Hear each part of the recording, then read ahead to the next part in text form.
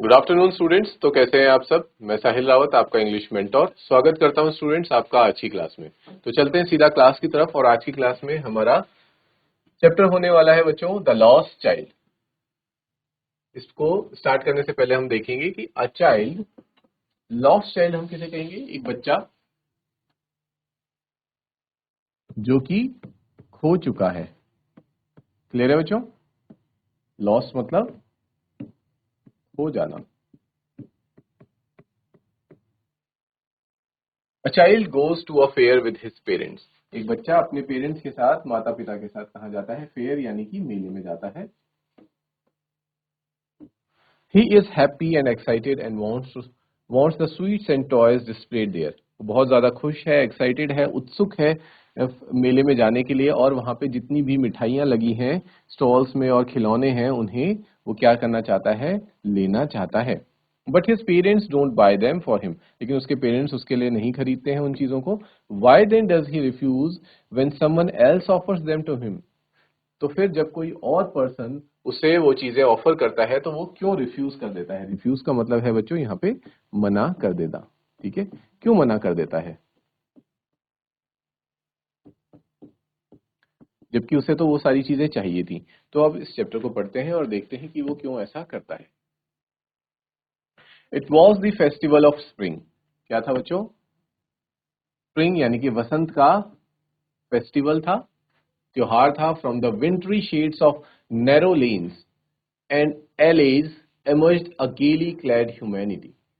Some walked, some rode on horses, others sat, being carried in bamboo and bullock carts। हम देख पाते हैं कि बहुत ही पतली पतली गलियों से बहुत सारे लोग, बहुत सारे इंसान आ रहे होते हैं उस मेले की तरफ, उस त्योहार को मनाने। कुछ लोग हॉर्सेज में आते हैं, कुछ बैठे होते हैं, और कुछ बैम्बू या फिर बुलक कार्ट्स में आ रहे थे। One little boy ran between his father's legs, brimming over with life and laughter। और एक लड़का अपने फादर के साथ दौड़ रहा होता है और उनके पैरों के बीच से बार बार निकल रहा होता है। ठीक है, और वो बहुत ज्यादा खुश था। He was full of life and laughter। बहुत ज्यादा खुश था और हंस रहा था। As we can see in this picture। यहाँ पे आप देख सकते हैं बच्चों, ये स्प्रिंग का वो फेस्टिवल है, ये उसके पेरेंट्स है और ये छोटा बच्चा है, बहुत ज्यादा खुश है इस मेले में आकर के। Come child come call his parents as he lagged behind. और होता है कई बार कि जो बच्चे होते हैं वो चीजों को देखने में इतने ज्यादा मग्न हो जाते हैं कि वो भूल जाते हैं कि उनके पेरेंट्स आगे निकल गए। तो फिर वो बार बार पीछे छूट रहा था और उसके पेरेंट्स से ये कह रहे थे कि बेटा आगे आओ और नहीं तो तुम यहाँ पे खो जाओगे। फैसिनेटेड बाय द टॉयज, क्योंकि वो कहाँ फैसिनेटेड यानी कि उसका ध्यान आकर्षित हो रहा था उन टॉयज को देख करके जो वहां पे खिलौने रखे थे। In the shops that line the way he hurried towards his parents. वो अपने पेरेंट्स के पास दौड़ते हुए गया। His feet obedient to their call. और जैसे ही वो उसे बुला रहे थे वो तुरंत उनके पास दौड़ता हुआ जा रहा था। यानी कि हमें ये पता चलता है कि वो ओबीडियंट था, यानी कि अपने पेरेंट्स की आज्ञा का पालन कर रहा था। ऐसा नहीं है कि वो बुला रहे थे तो भी वो नहीं आ रहा था।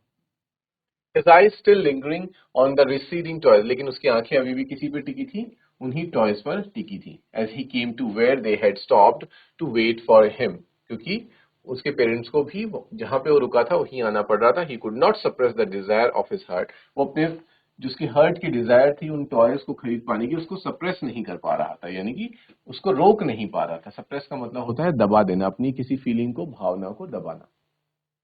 Even though he well knew the old cold stare of refusal in their eyes. जबकि उसे पता था कि अगर उसके पेरेंट्स उसे क्या कर रहे हैं, पहले तो मना कर रहे हैं मुंह से, और लेकिन कई बार आंखें घूर के भी देख रहे हैं। तो उसे पता था कि अगर उन्होंने ऐसा कर दिया, और वो उससे वाकिफ था, इसलिए कहा गया ये ओल्ड स्टेयर थी। यानी कि पहले भी जानता था कि इस तरह से जब मेरे पेरेंट्स मुझे देखते हैं तो इसका मतलब क्या होता है कि वो रिफ्यूज कर रहे हैं। रिफ्यूजल है वो, ठीक है, वो एकदम मना कर रहे हैं और मुझे ये टॉयज कभी भी मिलने वाले नहीं है। लेकिन इसके बावजूद भी वो अपनी जिद पर अड़ा रहा। इतना क्लियर है बच्चों।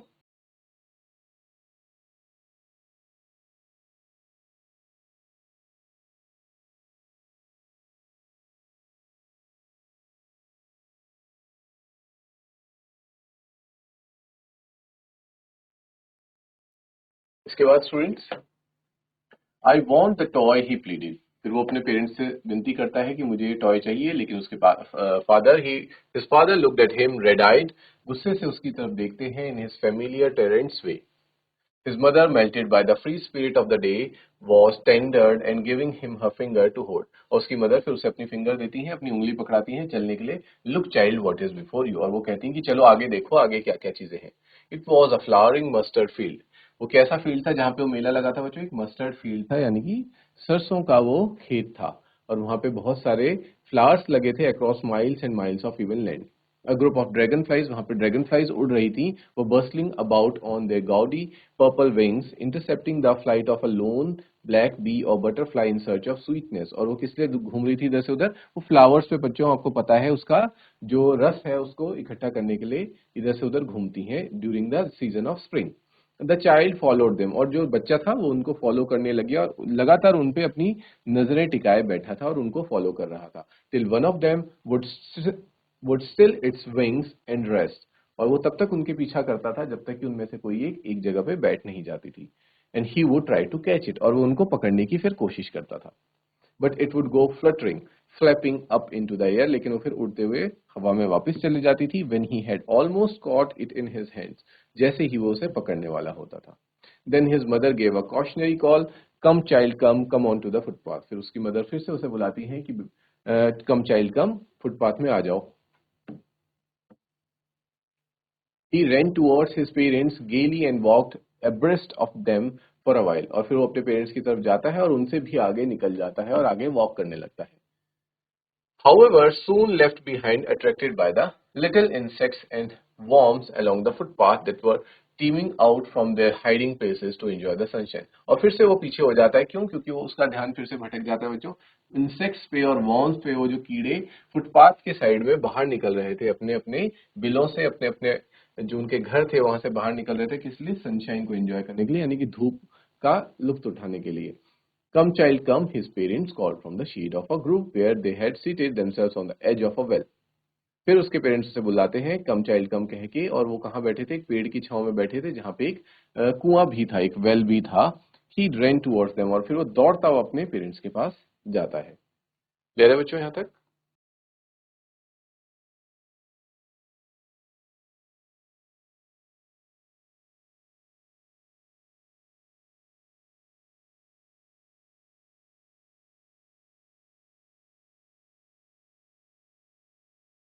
A shower of young flowers fell upon the child as he entered the group। और जैसे ही वो उस ग्रुप के नीचे आता है, बहुत सारे फ्लावर्स उसके ऊपर गिरते हैं। And forgetting his parents, he began to gather the raining petals in his hands। और फिर वो अपने पेरेंट्स को फिर से भूल जाता है और जो फूलों की पंखुड़ियां उसके ऊपर गिर रही थी उनको अपने हाथों में कलेक्ट करने लगता है।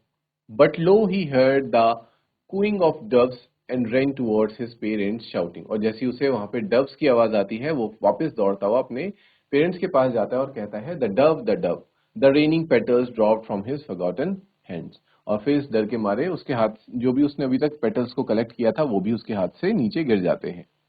Come, child, come, they called to the child who had now gone running in wild capers round the banyan tree, and gathering him up, they took the narrow, winding footpath which led to fair through the mustard fields।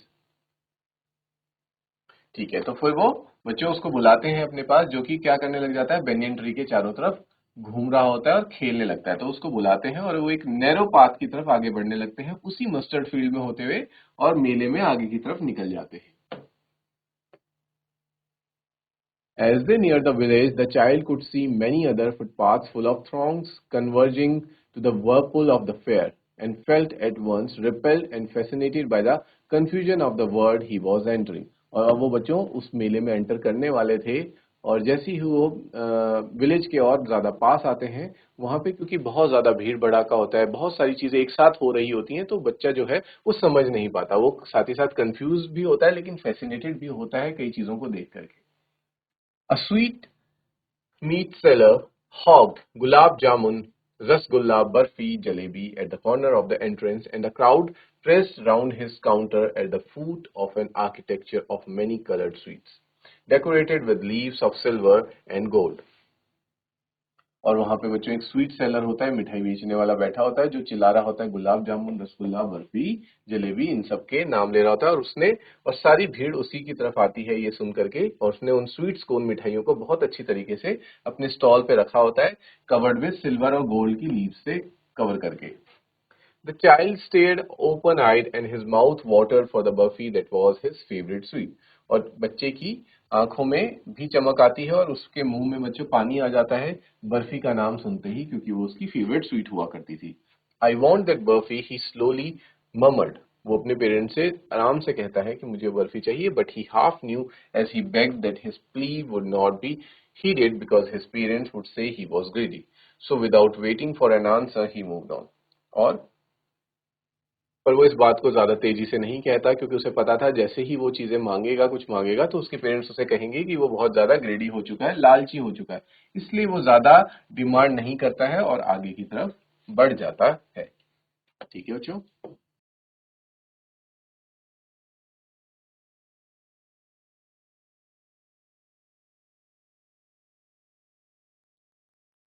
A flower seller hawked a garland of gulmohar, a garland of gulmohar. The child seemed irresistibly drawn. He went towards the basket where the flowers lay heaped and half murmured, I want that garland. और फिर वहां पे next देखने को मिलता है एक फूल बेचने वाला जो कि चिल्लाता है कि गुलमोहर जो फूल है बच्चों उसकी माला ले लो, गार्लैंड का मतलब होता है उसकी जो माला है वो ले लो। और बच्चा फिर इररेजिस्टिबली यानी कि अपने आप को रेजिस्ट नहीं कर पाता, रोकता नहीं है और स्टॉल की तरफ चला जाता है और फिर से मरमर यानी कि हल्की आवाज में कहता है कि मुझे क्या चाहिए, मुझे गार्लैंड चाहिए, ये माला चाहिए। But he well knew his parents would refuse to buy him those flowers because they would say that they were cheap. और उसे पता था कि उसके पेरेंट्स उसे वो चीज नहीं दिलाएंगे, फ्लावर्स की माला नहीं दिलाएंगे, क्योंकि वो क्या थी, बहुत ज्यादा ही सस्ती थी, बहुत ही ज्यादा चीप थी। So without waiting for an answer he moved on. और इसलिए वो अपने पेरेंट्स की आंसर का भी वेट नहीं करता है कि वो हाँ कह रहे हैं या ना कह रहे हैं, और सीधा आगे बढ़ जाता है। A man stood holding a pole with yellow, red, green, and purple balloons flying from it. The child was simply carried away by the rainbow glory of their silken colors, and he was filled with an overwhelming desire to possess them all. और फिर आगे जाके हम देखते हैं बच्चों, एक balloon seller होता है जिसने पोल के थ्रू बहुत सारे अलग अलग डिफरेंट डिफरेंट कलर्स के गुब्बारे जो हैं वो क्या करे होते हैं, अपने पास रखे होते हैं। और बच्चे जो होते हैं बलून्स को देख के बहुत ज्यादा अट्रैक्ट होते हैं, तो वो भी उसकी तरफ अट्रैक्ट होता है और उसे भी वो बलून चाहिए होते हैं। But he well knew his parents would never buy him the balloons because they would say he was too old to play with such toys.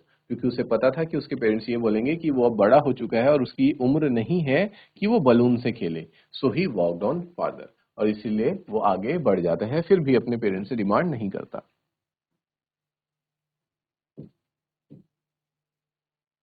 A snake charmer stood playing a flute to a snake which coiled itself in a basket, its head raised in a graceful bend like the neck of a swan, while the music stole into its invisible ears like the gentle rippling of an invisible waterfall.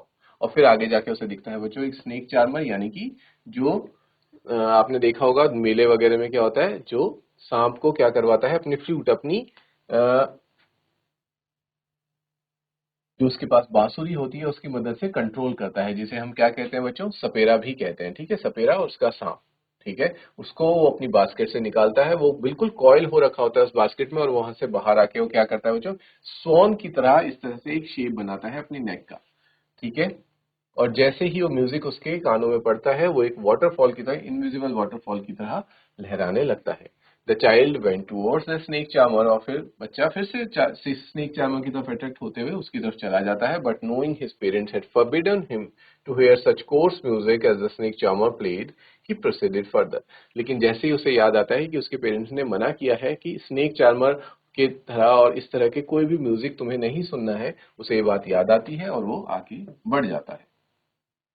मेरे बच्चों,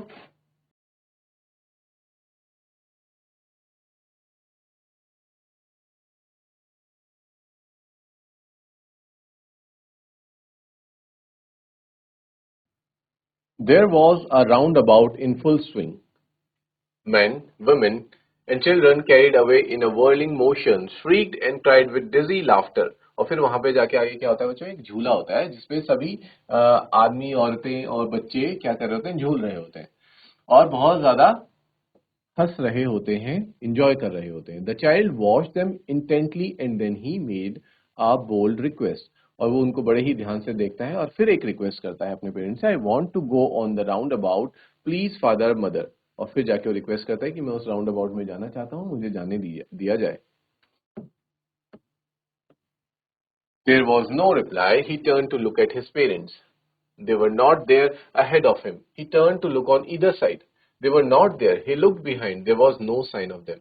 और फिर उसे कोई जब reply नहीं आता तो वो अपने पेरेंट्स की तरफ देखता है, बट उसके पेरेंट्स वहां नहीं होते हैं। वो इधर उधर देखता है, आगे पीछे सब जगह में देखता है, सभी डायरेक्शन में देखता है, बट पर उसके उसके पेरेंट्स के वहां पे कोई भी साइन नहीं थे, यानी कि दूर दूर तक उसके पेरेंट्स नहीं थे।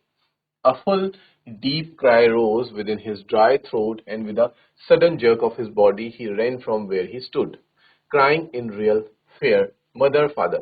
और फिर बच्चों वो बहुत तेज तेज रोने लगता है और इधर उधर दौड़ता है, ये चिल्लाते हुए, मदर फादर चिल्लाते हुए। Tears rolled down from his eyes, hot and fierce. His flushed face was convulsed with fear. और उसकी आंखों से आंसू आने लगते हैं और उसके चेहरे पे हमें डर साफ साफ दिखाई दे रहा होता है। Panic stricken, he ran to one side first, then to the other. वो पैनिक में आकर घबराकर कभी एक कोने में दौड़ रहा था और कभी दूसरे कोने में जा रहा था। Hither and thither in all directions, knowing not where to go. और उसे पता नहीं था कि कहाँ मुझे जाना है, कहाँ मेरे पेरेंट्स हैं और कहाँ पे मेरा घर है। Mother, father, he wailed, और फिर से वो चिल्ला रहा था। His yellow turban came untied and his clothes became muddy. और ऐसा करते करते जो उसने टर्बन पहनी थी येलो कलर की, वो भी और उसके कपड़े भी गंदे हो गए। Having run to and fro in a rage of running for a while, he stood defeated, his cries suppressed into sobs. और क्योंकि वो बहुत देर से इधर उधर दौड़ रहा था, अब वो हार मान लेता है क्योंकि उसे उसके पेरेंट्स मिलते नहीं है, और जो अभी तक वो चिल्ला चिल्ला के रो रहा था बच्चों, वो उसका जो तेज तेज रोना सिसकियों में बदल जाता है। At little distance on the green grass he could see through his filmy eyes men and women talking. और फिर उसे कुछ दूर पे कुछ औरतें और आदमी बात करते हुए दिखाई देते हैं। He tried to look intently among the patches of bright yellow clothes, but there was no sign of his father and mother among these people. वो ध्यान से देखता है कि मेरे पेरेंट्स यहाँ नहीं है, बट उसके पेरेंट्स वहां पे नहीं होते हैं। Who seemed to laugh and talk just for the sake of laughing and talking. वो लोग तो सिर्फ हंस रहे होते थे और बातें कर रहे थे। He ran quickly again, this time to a shrine to which people seemed to be crowding. और फिर वो एक श्राइन की तरफ जाता है। श्राइन यानी कि बच्चों एक मंदिर की तरफ वो जाता है जहां उसे लगता है कि यहाँ पे मुझे भीड़ नजर आ रही है, हो सकता है मेरे पेरेंट्स यहाँ पर हों। Every little inch of space here was congested with men. यहाँ पे बहुत ज्यादा आदमी भरे हुए थे, but he ran through people's leg. लेकिन वो क्योंकि बच्चा था तो लोगों के बीच में से निकल रहा था। मदर फादर चिल्लाता हुआ near the entrance to the temple में वो पहुंच जाता है। However, the crowd became very thick. लेकिन क्राउड अब बढ़ती जाती है। Men jostled each other, heavy men with flashing murderous eyes and hefty shoulders. और सब लोग एक दूसरे से धक्का मुक्की कर रहे थे। The poor child struggle to thrust away between their feet. और जो बच्चा था वो उनके पैरों के बीच में से निकल पाने में बहुत मुश्किलें फेस कर रहा था। Knock to and fro by their brutal movements. और उनके मूवमेंट्स की वजह से वो इधर उधर टकराते हुए इधर उधर धक्का खा रहा था। He might have been trampled underfoot. वो लोगों के पैरों के नीचे भी आ सकता था। Had he not shrieked at the highest pitch of his voice. फिर वो बहुत तेज चिल्लाता है। Father, mother, a man in the surging crowd heard his cry and stooping with great difficulty lifted him up in his arms. और फिर एक इंसान उसकी इस आवाज को, चीख को सुन लेता है और उसे अपने हाथों में उठा लेता है और उससे ये कहता है, how did you get here child, whose baby are you, तुम यहाँ पे कैसे आए और तुम किसके बच्चे हो। The man asked as he stressed clear of the mass. The child wept more bitterly than ever now and only cried, I want my mother, I want my father. और फिर बच्चा तेज तेज रोने लगता है और कहता है कि मुझे मेरी मदर और मेरे फादर चाहिए।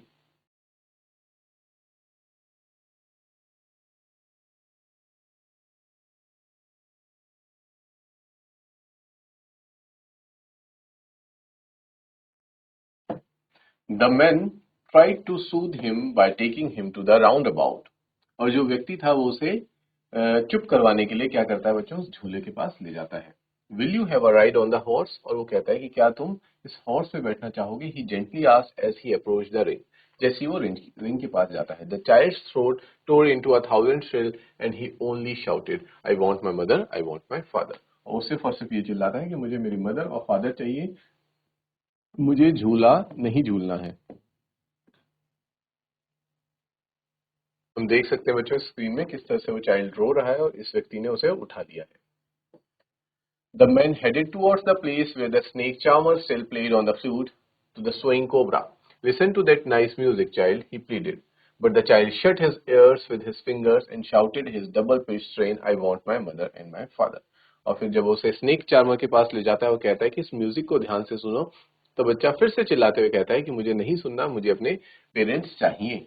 The man took him near the balloons, thinking the bright colors of the balloons would distract the child's attention and quieten him. फिर उस आदमी को ऐसा लगता है कि शायद मैं कलर्स बलून्स के पास ले जाऊंगा, कलरफुल बलून्स के पास इसे ले जाऊंगा तो ये थोड़ी देर के लिए डिस्ट्रैक्ट हो जाएगा और रोना बंद कर देगा। Would you like a rainbow colored balloon? क्या तुम्हें रेनबो कलर का बलून चाहिए? He pers persuasively asked. The child turned his eyes from the flying balloons and just sobbed. और फिर बच्चे को बलून नहीं चाहिए होते, वो कहता है कि मुझे मेरे पेरेंट्स एंड मुझे मेरे फादर मदर चाहिए।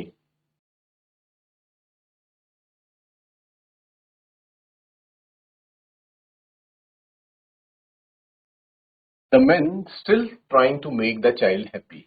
और जो व्यक्ति था वो उस बच्चे को अभी भी कोशिश कर रहा होता है कि उसको एक बार वो क्या कर सके, खुश कर सके, यानी कि उसका जो रोना है उसे बंद कर सके, क्योंकि वो डायरेक्टली तो वहां पे जाके बच्चों उसके पेरेंट्स को नहीं ढूंढ सकता था। उसका फर्स्ट रिस्पॉन्सिबिलिटी ये थी कि वो पहले उस बच्चे को चुप करवाए, लेकिन वो बच्चा चुप होने का नाम नहीं लेता है।